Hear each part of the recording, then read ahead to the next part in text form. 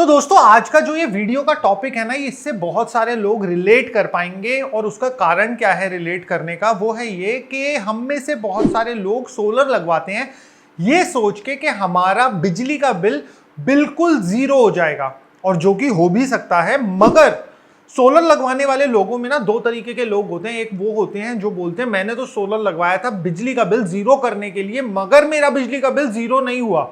अब वो लोग क्या गलती करते हैं, और उसकी जगह पे वो लोग होते हैं जिनका एक्चुअल में बिजली का बिल जीरो हो जाता है, क्योंकि वो सही तरीके से कैलकुलेशन के साथ में अपना सोलर रूफटॉप सिस्टम लगवाते हैं। तो आज की इस वीडियो में हम लोग इसी टॉपिक पर बात करने वाले हैं कि अगर आपको अपना बिजली का बिल करना है जीरो, तो आपको किस तरीके से कैलकुलेशन करनी है अपने सोलर के लोड की। और इसी के साथ साथ हम लोग डिटेल में डिस्कस करेंगे अलग अलग तरीके के सोलर सिस्टम्स और वो किस तरीके से लगाए जाते हैं। तो देखो दोस्तों, सबसे पहला जो सिस्टम आता है सोलर का, वो आता है आपका of grid. Of grid system में आपके पास में ग्रिड से कोई भी कनेक्टिविटी नहीं रहती है, बिजली विभाग से कोई भी कनेक्टिविटी नहीं रहती है। आप अपना सोलर लगाते हो, सोलर के साथ में बैटरी लगाते हो, उसके साथ में इन्वर्टर लगाते हो और अपने घर का लोड आप चलाते हो। अब इसकी कैलकुलेशन कैसे होती है, इस पे हमने डिटेल में एक अलग से वीडियो बना रखी है, जिसमें हमने बताया कि आप अपने घर के सारे इक्विपमेंट्स की कैलकुलेशन करके कैसे अपना सोलर का लोड पता कर सकते हो कि आपको कितने सोलर की रिक्वायरमेंट है। तो ऑफ ग्रिड ज्यादातर उन जगहों पे लगता है जहां पे दूर दूर तक कोई बिजली की तारें नहीं होती, कोई ग्रिड कनेक्टिविटी नहीं होती है। तो उस जगह पे ऑफ ग्रिड बेस्ट रहता है, क्योंकि और कोई ऑप्शन रहता ही नहीं है। अब बात करते हैं अगले सिस्टम की। अगला सिस्टम होता है on grid. On grid system में आपके पास में बिजली विभाग से भी बिजली आती है और आप अपना सोलर भी लगाते हो। इसके अंदर बैटरीज नहीं लगती हैं, इसके अंदर इन्वर्टर लगता है और आपके सोलर पैनल लगते हैं। तो ऑफ ग्रिड और ऑन ग्रिड में सबसे बड़ा डिफरेंस बैटरी का ही होता है, और बैटरी ही एक ऐसी चीज है जो कि एक पूरे के पूरे सोलर सिस्टम में सबसे ज्यादा कॉस्टिंग इन्वॉल्व करती है। तो अगर आप एक बैटरी वाला सिस्टम लेते हो तो वो आपको बहुत ज्यादा महंगा पड़ेगा और उसका रिटर्न ऑन इन्वेस्टमेंट भी बहुत लेट से आएगा इन कंपैरिजन टू अगर आप एक बिना बैटरी वाला ऑन ग्रिड सिस्टम लगाते हो, तो उसका जो रिटर्न ऑन इन्वेस्टमेंट आ जाता है वो 4 से 5 साल में आपके पास जितना पैसा आपने लगाया सोलर में सारा वापस आ जाता है। और उसके ऊपर का जो पीरियड रहता है वो सारा आपकी बचत का पीरियड रहता है। ये हम बात कर रहे हैं ऑन ग्रिड सिस्टम की। तो ऑन ग्रिड सिस्टम में क्या होता है कि आप बिजली विभाग के साथ में एक कॉन्ट्रैक्ट में आते हो, वो आपके यहाँ पे एक नेट मीटर इंस्टॉल करते हैं, जिससे कि आपके सोलर से जो यूनिट बन रही हैं, पहले तो आप उन्हें इन्वर्टर की मदद से अपने घर में इस्तेमाल करोगे, और अगर आपके घर में कोई लोड नहीं चल रहा है उस समय पे भी आपका सोलर रूफटॉप सिस्टम जो बिजली बना रहा है वो नेट मीटर के थ्रू ग्रिड में सप्लाई हो जाएगी। और अब जितनी यूनिट सप्लाई करोगे, बिजली विभाग जब आपका बिल भेजेगा वो उतनी यूनिट आपके बिल में से कम करके आपको भेज देगा। और ये वाला जो सिस्टम है ये सबसे ज्यादा बेनिफिशियल रहता है हर एक कस्टमर के लिए। और हम यही एडवाइस करते हैं कि अगर आपके एरिया में लोकली ग्रिड है, आपके एरिया में बिजली का कनेक्शन आप ले सकते हो, तो आप ऑन ग्रिड सिस्टम के लिए ही जाओ। और इसी के अंदर एक तीसरे तरीके का सिस्टम आता है जिसको बोला जाता है हाइब्रिड सिस्टम। ये वाला सिस्टम हाल ही में काफी ज्यादा पॉपुलर हुआ है, पहले इतना ज्यादा लोग हाइब्रिड सिस्टम के बारे में नहीं जानते थे। इसके अंदर फर्क क्या होता है, इसके अंदर मेजरली फर्क होता है इन्वर्टर का।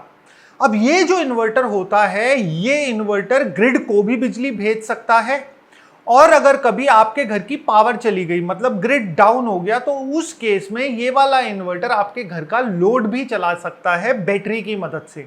ये जो हाइब्रिड सिस्टम है ये उन लोगों के लिए बहुत अच्छा रहता है जिनके एरिया में पावर कट बहुत ज्यादा है। तो अब बात करते हैं दोस्तों कि हमारा बिजली का बिल अगर हमें जीरो करना है तो हम किस तरीके से सोलर की कैलकुलेशन करें। तो देखो, इसका मैं आपको एक ही तरीका बताऊंगा। वैसे हमारे पास बहुत सारे तरीके होते हैं, बट जो एक प्राइमरी तरीका होता है, बहुत इजी तरीका होता है, जिससे आप एक्चुअल लोड अपना कैलकुलेट कर सकते हो, वो आज मैं आपके साथ शेयर करता हूं। मतलब कि अब आपको क्या करना है, अपने पिछले 12 महीने का बिजली का बिल इकट्ठा ले लेना है, और अब एक एक बिल में आपको आपकी यूनिट कंज्यूम्ड पता लग जाएंगी कि जनवरी में आपने कितनी यूनिट कंज्यूम करी, फरवरी में आपने कितनी करी, मार्च में आपने कितनी करी, इस तरीके से। तो अब जब आपके पास में अपना सालाना लोड आ गया, सालाना यूनिट कंजम्पशन आ गया, अब मैं आपको बताता हूं कि 1 किलोवाट कितनी एनर्जी जनरेट करता है एक साल में। आप ये कैसे कैलकुलेट करोगे। तो देखो, अगर आप 1 किलोवाट का एक सोलर रूफटॉप सिस्टम लगवाते हो तो वो पर डे 3 से 4 यूनिट बनाता है। आप सेफ साइड के लिए मान लो 4 यूनिट भी कंसिडर कर लो। अब आपको ये देखना है कि ये सालाना कितनी बिजली बनाएगा। अब अगर हम दिल्ली जैसे रीजन की बात करें तो हम 4 को 365 से मल्टीप्लाई नहीं करेंगे सालाना यूनिट जानने के लिए, हम 4 को मल्टीप्लाई करेंगे 300 से, क्योंकि हम 65 दिन ऐसे कंसिडर करते हैं जिसमें कि बिल्कुल धूप नहीं है, सर्दी के काफ़ी सारे दिन हो सकते हैं, बारिश बहुत ज़्यादा है, जिसमें कि हम सोलर का आउटपुट होगा, कुछ ना कुछ तो ज़रूर होगा, मगर हम उसको निल मान लेते हैं, जिससे कि हमारी कैलकुलेशन काफ़ी ज़्यादा एक्यूरेट बैठ पाए। तो अब आपको क्या करना है, 4 मल्टीप्लाइड बाय 300, तो आपका 1 किलोवाट का सिस्टम सालाना आपको 1200 यूनिट्स बना के देगा। अब आपके पास में जितनी यूनिट्स आई थी आप उसे डिवाइड कर दो 1200 से, तो अब आपके पास में एक एक्यूरेट कैलकुलेशन आ गई है कि अगर आप जितना किलोवाट आपकी कैलकुलेशन में आया है उतना सिस्टम लगवा लो तो आपका बिजली का बिल गारंटीड 0 हो जाएगा। अब 0 से मेरा मतलब ये नहीं है कि जो फिक्स चार्जेस लगते हैं वो तो लगेंगे ही लगेंगे, उनको कोई नहीं हटा सकता, बट जो आपका यूनिट कंजम्पशन है वो आपका 0 हो जाएगा। अब इसमें हम एक और फैक्टर भी कंसिडर कर लेते हैं लगे हाथों कि हमारे घर में आज एक ही एसी लग रहा है, कल को हम भविष्य में एक और एसी भी लगाएंगे, हो सकता है हम 3 एसी भी लगाएं, हो सकता है हम 2-4 टीवी भी बढ़ा दें, तो हमारा फ्यूचर में लोड तो इंक्रीज होगा। अब उस चीज से कैसे बचा जाए, देखो उस चीज से बचने का भी तरीका है। यहाँ पे क्या होता है कि यहाँ पे खेल होता है इन्वर्टर का। अगर आपने एक फॉर एग्जांपल 5 किलोवाट का इन्वर्टर लगा लिया जो कि स्ट्रिंग इन्वर्टर है, मतलब एक बड़ा इन्वर्टर आपके सोलर पैनल के पास किसी वॉल पे लग जाएगा, सारे सोलर पैनल के कनेक्शन उसी इन्वर्टर में आएंगे, तो ऐसे सिनेरियो में ये आपको उस समय तो सस्ता पड़ जाएगा क्योंकि स्ट्रिंग इन्वर्टर सस्ते आएंगे, मगर ये आपको फ्यूचर में अपना लोड बढ़ाने में करेगा दिक्कत। फिर आपको क्या करना पड़ेगा, अगर आपको लोड बढ़ाना है तो आपको एक कंप्लीटली नई स्ट्रिंग बनानी पड़ेगी, एक कंप्लीटली नया इन्वर्टर लगाना पड़ेगा।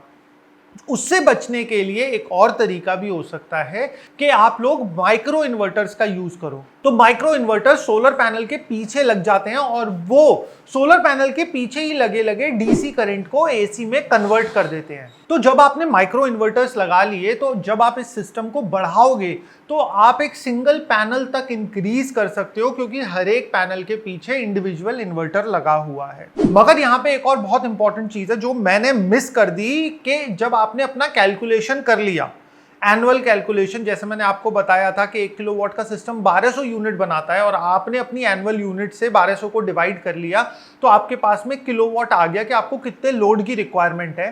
तो उस केस में आपको एक और चीज भी देखनी होगी अपने बिल के अंदर कि आपका सैंक्शन्ड लोड कितना है।